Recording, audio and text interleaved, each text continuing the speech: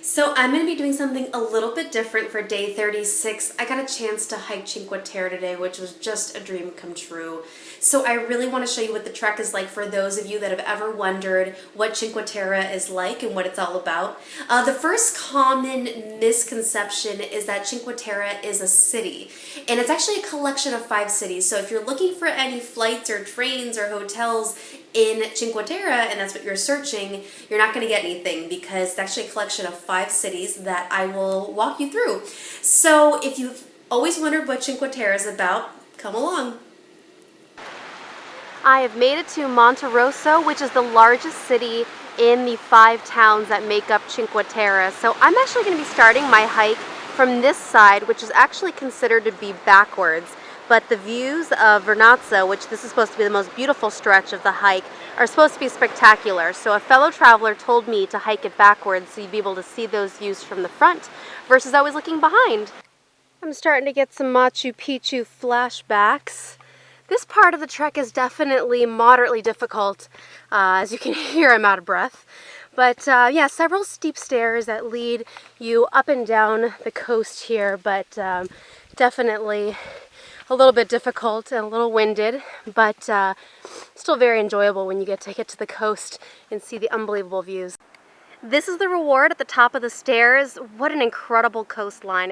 It's a little daunting to look at as I think about me trekking along that today, but we're rewarded with this beautiful day. Even though it's off season, it's in the low 70s in this late October day, and it's perfect because this trail is actually not very crowded.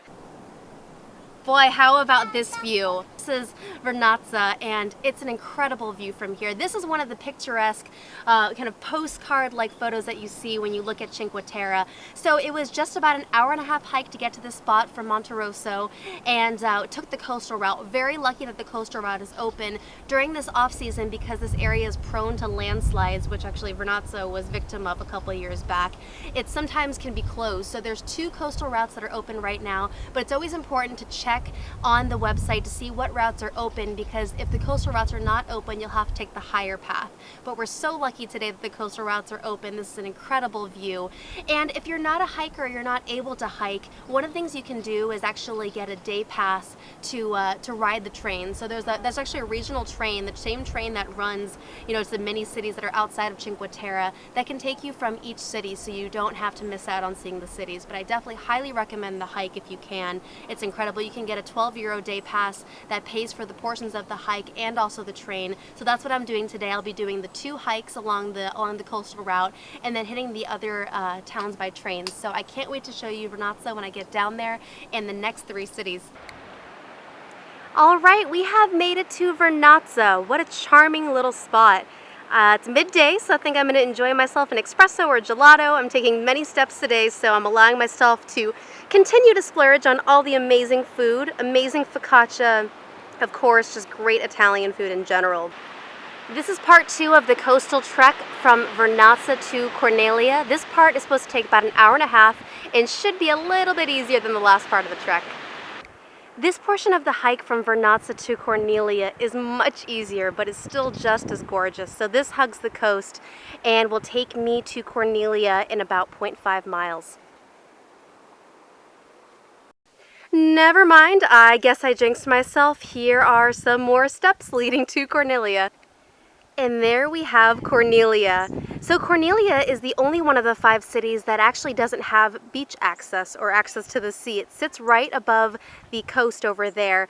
And poor little Cornelia, I think it gets picked on a little bit. I've heard it be referred to as the redheaded stepchild, or even the Ringo Starr if you were to categorize each of the cities as a Beatles. So poor little Cornelia, but it's a beautiful spot from here. Got a really gorgeous cove with some seafoam green water that's really, really fantastic. So I'll be walking over there next, and then I've got my town in the background, which is Manarola. We've made it back to Manarola, where I'm staying. Here I am on my amazing balcony again. It's like a dream. So the distance from Cornelia to Monterola is not that far, so it was probably about a 4-minute train ride. When the trail is open, I imagine it probably takes about 30 minutes, and it's very easy. So a great little spot. I'm really glad I chose Manarola. I kind of found it by accident, but it's the smallest of the 5 towns, and it's so charming because it's known for its olive oil and wineries, which are all up this beautiful mountain right here. But it's also just one street, so I feel like I'm a local already, where I've met people and I know shop owners, and I've almost eaten at every takeaway restaurant. I'm loving this culture of like eating focaccia for every meal. I think I've had it for breakfast, lunch, and dinner today, so I have no complaints whatsoever. But it's incredible. I think focaccia is really popular here. The street seafood is incredible with the lemon that you squeeze onto it. Really phenomenal, and I'm not even a big seafood fan.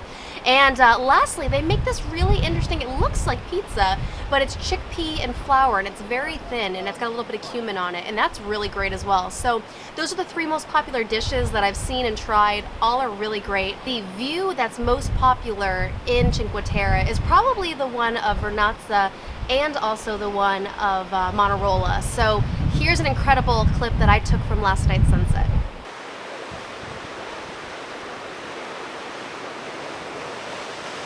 So I'll see you over in the next town. And we have made it to the final stop just in time for sunset. This is Rio Maggiore, and usually it's just about a 20 to 30 minute very easy walk from Manarola, but since it's closed, it was also just a very quick train. So what an incredible day it's been at Cinque Terre. I really hope you enjoyed the journey, following me along my trek and the trains also through Cinque Terre, but it's been an incredible day. Tomorrow I am going to be heading to Bologna, and I can't wait to show you guys what's next. Click like and subscribe if you liked this video and following me along on my trek, and I will see you guys soon.